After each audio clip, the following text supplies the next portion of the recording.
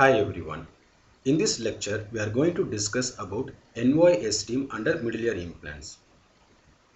STEAM is a totally implantable hearing solution which works on the principle of piezoelectric transduction.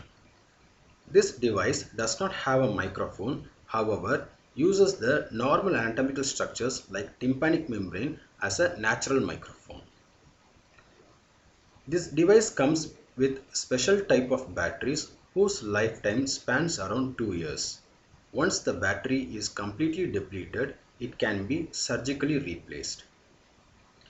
Adults with moderate to severe sensorineural hearing loss having speech discrimination score of greater than or equal to 40% are good candidate for this particular management option.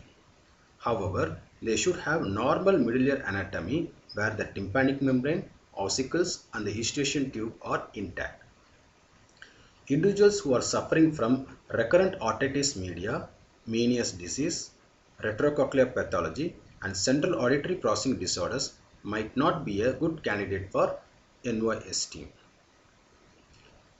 The components of the device includes a sensor, sound processor with battery and a driver. Both the sensor and drivers are piezoelectric transducers, which when applied with electrical energy starts to vibrate or can convert any vibration into electrical energy.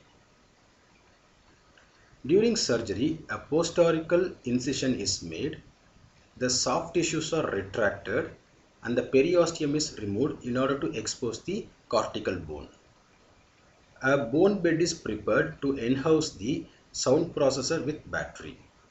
Once the sound processor is securely placed on the bone bed, posterior tympanotomy is done to approach the middle ear cavity. The incudostapedial joint is removed to prevent the natural flow of vibratory energy from the external ear to the inner ear directly. After this removal, the ossicular movement is checked and the transducers are placed in their respective positions. The sensor is implanted onto the incus and the driver is implanted onto the stapes. Once the transducers are securely placed, the surgical site is closed and sutured. Moving on to the working of NY-STEAM, the sound waves when it enters into the ear canal, it hits the tympanic membrane and starts to vibrate. These vibrations are picked up by the malleus and incus. The vibrations at the incus is sensed by the sensor where the piezoelectric transducer converts this mechanical energy into electrical energy. This electrical energy is taken to the sound processor where it gets amplified. This amplified electrical energy is sent back to the driver where the piezoelectric transducer converts this electrical energy into vibrations. These enhanced vibrations are delivered to the stapes, which sends the information into the inner ear and hearing takes place. Moving on to the outcomes of the device, the outcomes are no better than conventional hearing aids, but it gives an improved quality of life by avoiding few conditions like the device does not give any occlusion effect as the ear canal is completely open. There is not going to be any acoustic feedback as it does not use any microphone or a loudspeaker. Also, there is no distortion of sounds. This enhances the speech discrimination score in individuals using NYST.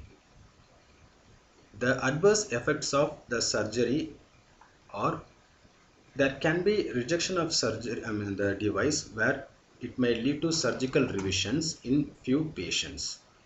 The bone conduction thresholds after the surgery becomes poorer because a part of the incudostapedial joint is removed during the surgery. As with respect to any middle ear implantation or any middle ear surgery, there are high chances that the chorda tympani nerve or the facial nerve can get damaged.